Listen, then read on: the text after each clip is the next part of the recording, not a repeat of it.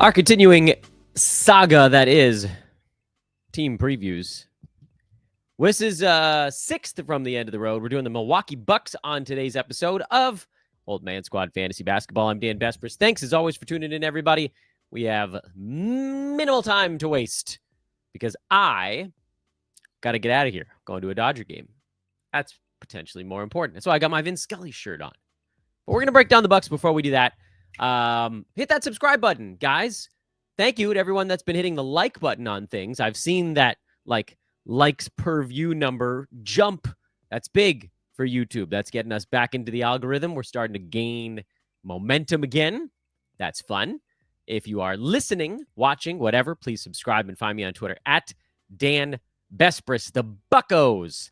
It's a Pirates thing in baseball. The Milwaukee Bucks have a season win total of 42.5 this year, which if it sounds incredibly low, it's because it is incredibly low. Mostly because Vegas and our friends over at FanDuel Sports, proud partners of us here on Old Man Squad Fantasy Basketball on the Believe Network, have no faith that Giannis Antetokounmpo will still be there when the season either ends or begins, because the Bucks last year are coming off a 48-34 season.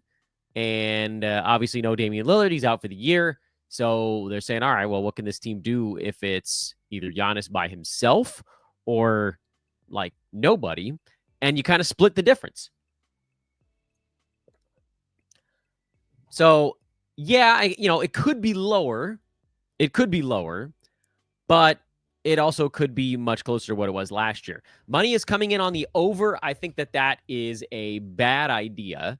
And I'll tell you why. Not necessarily because I don't think the Bucks can win 43 games with Giannis and this ragtag bunch, because I like that they brought in Myles Turner. They sort of just aged Brook Lopez down.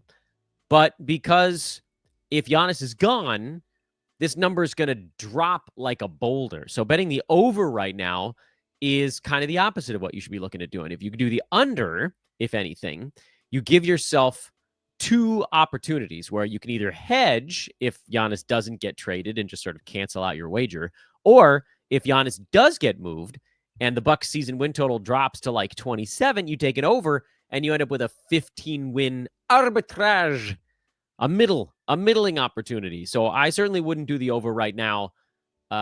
Again, having almost nothing to do with what I think the Bucks actually accomplished this year, but in fact, has everything to do with what I think could happen to the number. Let's start our breakdown with a look at Giannis, who's coming off another stellar season overall.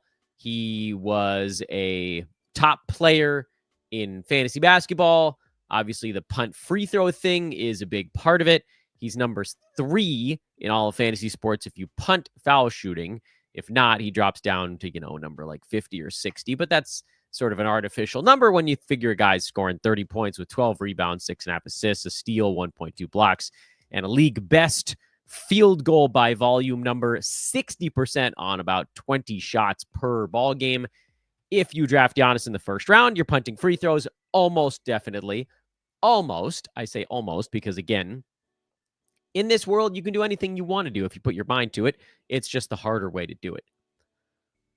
Giannis is not the question mark on this team. By the way, Giannis down the stretch was not as bad at the free throw line as Giannis not down the stretch. He was still a largely problematic character, but he got his free throw shooting up to 68% on 12 per ball game.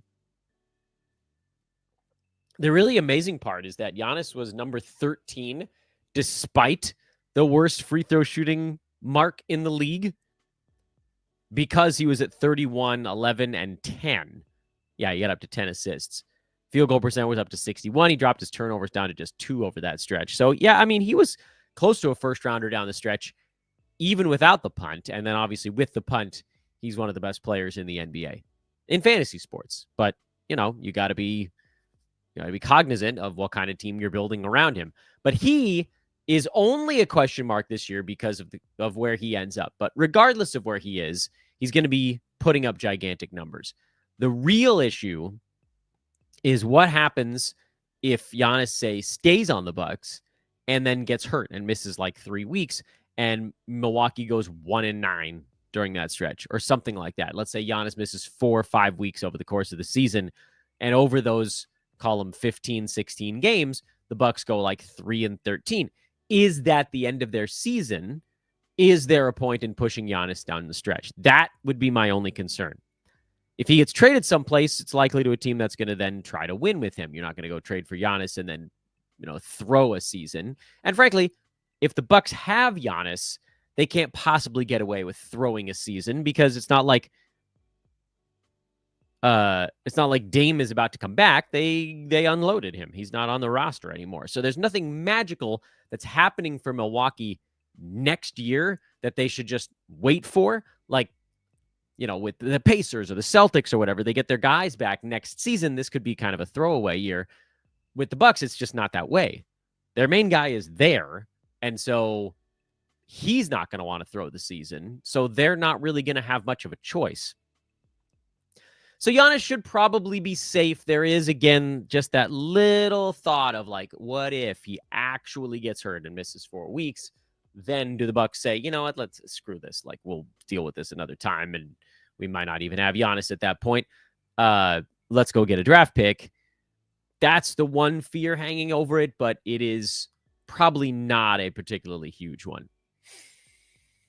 Let's talk about Myles Turner next, and I'm kind of excited about Myles Turner for one main reason, and that is as great as he's been in fantasy at times, he really hasn't been fully unleashed, I would argue, ever. He got up to 15.5 points per game this year on kind of a down 2-point shooting season. The blocks are always solid. He had that 1 year where he blocked almost 3.5 shots per game, but like generally he's been in the 2 to 2.5 range for most of his career. I don't expect that will change anytime soon. The rebounds are probably going to stay about the same and blah, blah, blah, blah, blah. The thing you look at with Myles Turner is that in Indiana, they never really gave him full starters minutes. Oh, he had starters minutes, but he never had full starters minutes. And the YouTubers watching, you guys can see this number that I've left on the screen. His minute per game average throughout his career is 28 minutes and 45 seconds a night. Yes, his first season in the NBA, he only played like 23 minutes a game, but that's really not influencing the number all that much. After that, he went to 31, 28, 29, 29, 31, 29, 29, 27, and then 30 this past year. He's never had a season where he's averaged 32 minutes a ball game, which sort of makes you wonder, would the Bucks consider doing so? Let's think of it from this perspective. Down the stretch last year, let's just look at the last 3 weeks, because that was when Dame got hurt. Dame got hurt with about 3.5 to 4 weeks left to go in the regular season. After that point, Brook Lopez played all 11 remaining games and averaged 32 minutes a game during that span. This is Brook Lopez we're talking about. Quite a few years Myles Turner's senior. Myles is 29, by the way. He's in his prime right now. You would argue.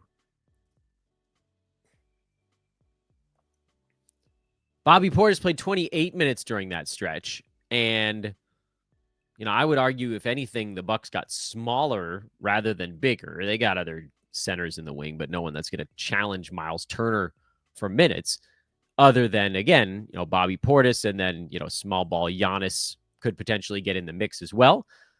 So does Myles Turner get the full 32 minutes that Brook Lopez was getting down the stretch this past season? I mean, most of the year. I shouldn't even say down the stretch. Brook Lopez basically played 32 minutes a game this last year, like just under it. So what if Myles Turner does get like a 6% minutes bump? Are we going to see his rebounds get back into the 7s? Could we see blocks climb back up to 2.5? Could we see just more stuff? Like, could he be more involved, considering this team has a usage tree that's like Giannis and then some weird combination of Kyle Kuzma and Kevin Porter Jr. and Bobby Portis and Gary Trent. So why not Big Myles? Why not Myles Turner getting 12.2 shots per game instead of 11.3? Why not? Myles Turner has an incredibly translatable fantasy game. He always has because of the shot blocking and decent percentages out of a big man. Not a high field goal percent guy, but not bad there. And kind of a similar thing with free throw. Not high free throw percent, but not terrible there either.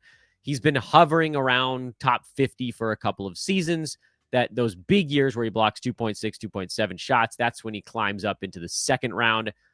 That's kind of the upside with Myles Turner, who, by the way, whenever the hell we get to him on our pre-rank breakdown, I love his draft day value. For just this reason, it kind of feels like last year in Indiana is, I don't want to say the low water mark for Myles, but very repeatable. That's number 49 and room to grow. So I like Myles Turner a lot this coming year. I think he's going to have a good season. Team just gave him a bunch of money. No matter what they do, they almost have no choice but to run him out there and play him because they just gave him a bunch of money. And what are they going to do? You know, the tank would be if Giannis goes somewhere else, but then like Myles had to know what was going on behind the scenes with all of this. So I like Myles. I think he's going to have himself a good year, and I will probably have him on a bunch of fantasy teams. Oh, punching Bobby Portis is the next guy we're going to talk about. He had a really good stretch run for the Milwaukee Bucks. He overall on the season is never all that awe-inspiring. He was number 100, almost right on the nose in 9-cat in 25 and change minutes per game, 14 and 8 with not many defensive stats, 2 assists, a 3-ball, 47-84 were the splits. All of that is just sort of fine. He's a scoring and rebounding big man, not bashful about jacking up shots, not a great field goal percent because of it. And so his value does tend to bounce around a little bit.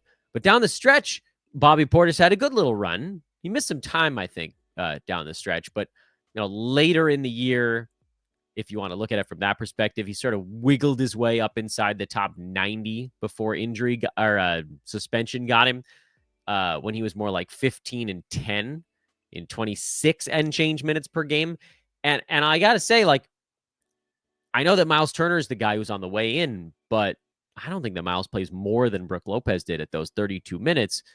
And it just feels like more and more Bobby Portis is solidifying himself. I also, by the way, I don't think it's a coincidence that Portis can get more shots up with Damian Lillard first out and now gone. Like the Damian Lillard, who do the shots go to? Some more goes to Giannis. Myles Turner is going to mostly take Brook Lopez's shots, but he probably gets a little bit. Gary Trent, Kevin Porter Jr., all these guys are going to get a smattering. But Bobby Portis is going to have to be in that mix as well for getting a small chunk. So, 12 shots per game, could that become 12.6, 13, something along those lines? That's actually really important for Bobby. His game is predicated on him just getting out there and firing away. And I'll say this too, by the way. If Bobby had shot 49% from the field instead of 46.5 or even 48, he would have been inside the top 100 this past year. He also does better when Giannis misses time, who you figure might miss some time or might miss a whole bunch if he's not on the team anymore.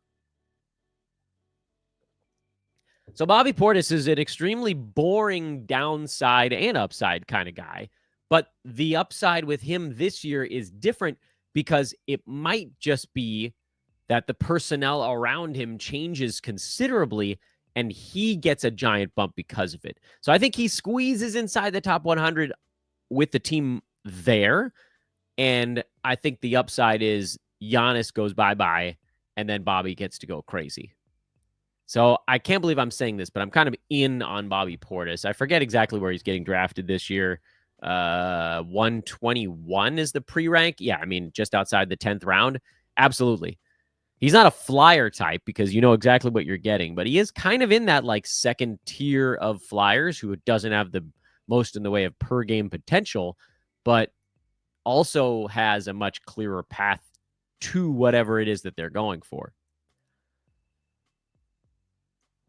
Kyle Kuzma. Oh man, Kuz. He's just not good. I mean, Kuzma, I don't know that he ever was all that good, but he's really looking bad these days. And he shouldn't because he's not super old either. He's 30. but he just looks like a wreck. He shot 45.5% with the Bucks. You would hope that that's a number that's better than his career mark playing alongside Giannis, but he doesn't get steals. He doesn't get blocks. His rebounding is fine, but not great. His assists are not going to be all that great with Milwaukee because he's not going to be a primary ball handler. He's not a very good three-point shooter. That number has sort of leveled off a little bit. And, he got extra because of Dame being out. And so we've already kind of seen what Kyle Kuzma is when he gets bumped up in the pecking order, and it's still ugly. Still ugly. There is no format in which I would be drafting Kyle Kuzma. If Giannis gets traded, you might see Kuzma, do a little throwback, I still care Washington Wizards era thing, like 20 points, 6 some odd boards, 4 assists, whatever. That was all right. With the proper punts, that actually had some decent value. But you're praying for a lot to break your way, and in that instance, you'd end up having to sit on Kuzma for I don't know how long before you might be able to cash in. If a Giannis trade happens before the season starts, obviously that changes the way that we can approach all of this stuff. That Kuzma would be getting a big bump in usage, and he would then get overdrafted as opposed to right now where he's probably not really being even drafted at all. And most of these other guys would end up getting overdrafted if Giannis gets traded. I almost prefer the Bucks right now because I feel like Myles Turner slightly underdrafted just because he could see an uptick in minutes.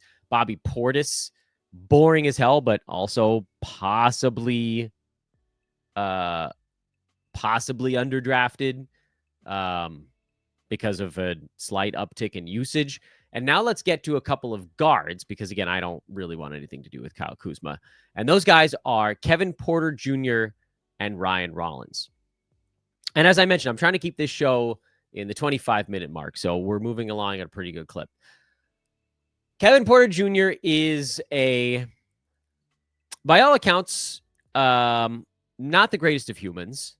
I'm not going to get too deep into that stuff. But what we saw out of him down the stretch on the fantasy side was a guy who had begun to at least fix some of his issues.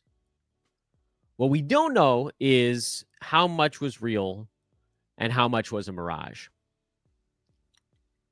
He's always been a decent steals guy, with the exception of one weird Houston season where he wasn't. Like, if he gets starters minutes, he's over a steal per game. He's not a bad assists guy. He's not a terrible rebounding point guard, but he's always had issues making three-pointers, making shots in general, making free throws, and not turning the basketball over.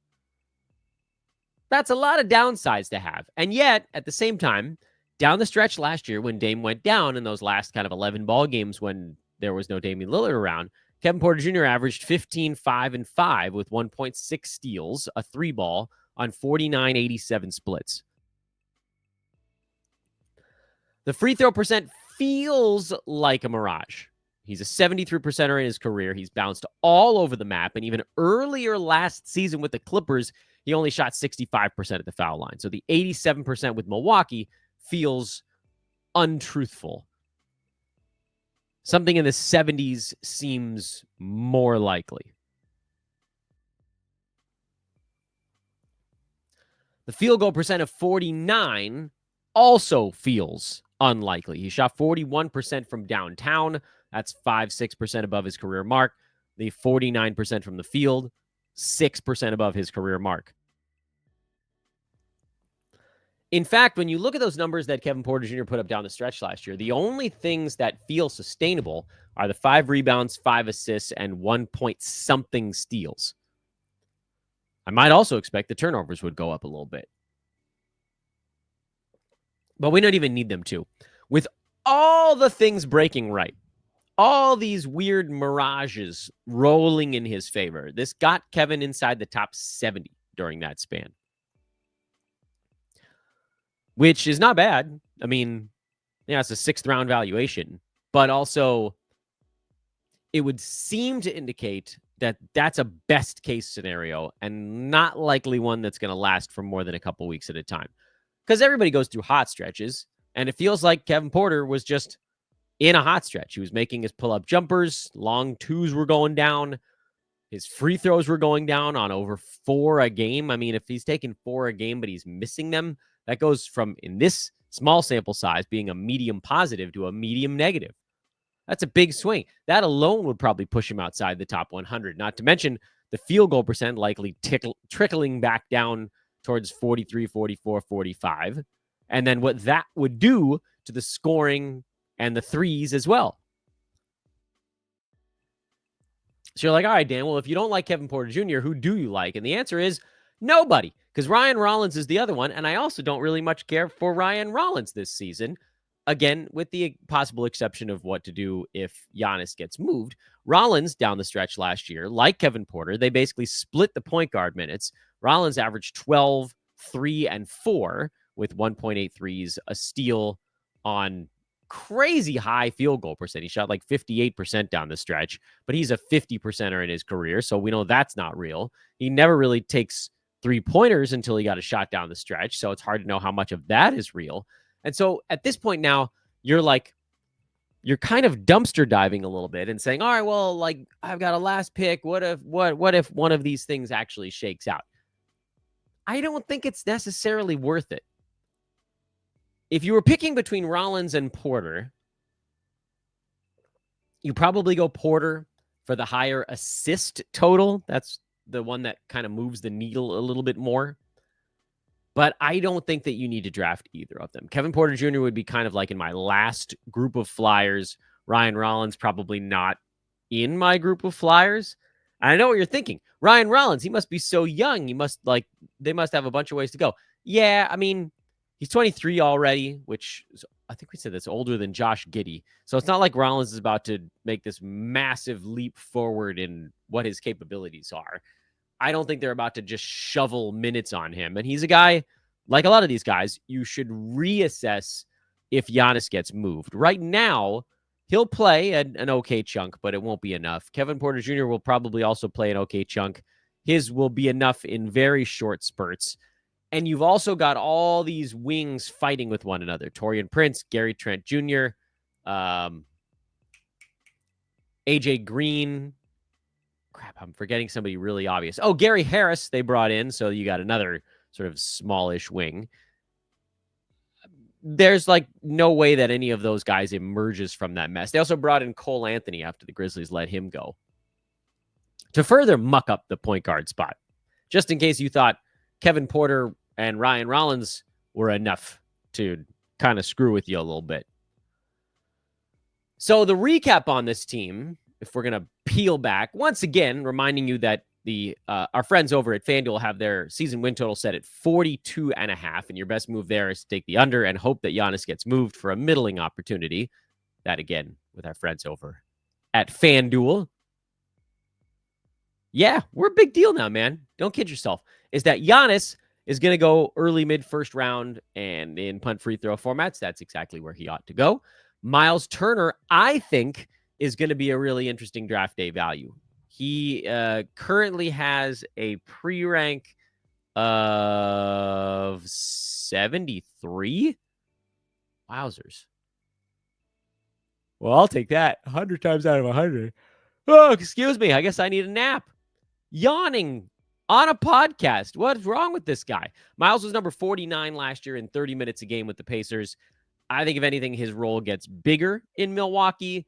So 50 range feels like, kind of the worst case scenario. Would love to get him in the 5th round as a member of the Jared Allen corridor. And then Bobby Portis, who, again, as we just talked about, was actually pretty good down the stretch for the Bucks last year when he went on one of his defensive stats runs. And they happen every once in a while. They don't really mean anything. He's not going to average 1.3 steals. He's not going to shoot 50% from the field and 1,000 at the free throw line. It was limited sample size stuff. But I do think that Bobby Portis is pretty comfortably inside the top 100 this season. So give him a consideration if you need kind of a high floor, low ceiling 3rd or 4th center that can just sort of chunk along with boards and rebounds and not ruining your free throw percent And every once in a while, he'll grab you a defensive stat or two if the magic is in you. But remember, the main thing with Myles Turner and Bobby Portis is that not only are you getting guys who we know their fantasy floor, what we don't know is the ceiling, and the way we get there is a potential Giannis trade. But that hasn't happened yet, and it was one of the reasons that I was holding off on doing the Bucks as long as I could. I suppose we could have gone to the Atlantic and done like the Knicks, because they're a relatively straightforward team. The Raptors, I think, are a relatively straightforward team this year. The Sixers are not. The Nets are not. But so, ultimately we would have had to loop back to Milwaukee, but we're knocking them out now. At the moment, Giannis, just the teeny tiniest risk of a team shutting her down. Myles and Portis, I like. The rest of these guys, you're banking on something else going their way, like Kuzma, Porter, and Ryan Rollins. And then you've got Gary Harris and Gary Trent and all these guys that are just going to cannibalize each other. And so that one ends up relatively straightforward as well. Hit that subscribe button. If you made it to this part of the video, you have to do it. Please also hit the like button. It does matter. You might not think so, but every time you do it, it matters just a little bit. So do it every time we do a show, and it'll matter a medium amount. Appreciate you guys. I do. At Dan Besbris on Twitter, DanBesbris. Old Man Squad is the feed. Managed to squeeze this thing in under 30 minutes, not quite under 25, so we got pretty close. I'm off to watch a little baseball, and I'll be back with you guys tomorrow. We'll keep breaking down the Yahoo rank board. We've got 41 through 50, I think, to do next. I will see you all then. Adios!